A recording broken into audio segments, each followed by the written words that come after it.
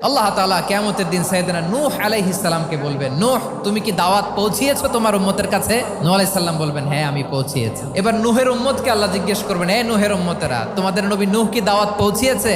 নূহের উম্মত বলবে, না আল্লাহ, কোনো দাওয়াতও আমরা পাই নাই, আপনারাও চিনি নাই, জান্নাতও চিনি নাই, জাহান্নামও চিনি নাই। নূহ আলাইহিস সালাম বিপদে পড়ে যাবেন। তখন আল্লাহ বলবেন, নূহ তোমার পক্ষে কোনো সাক্ষী আছে? নূহ আলাইহিস সালাম বলবেন, আছে। কে?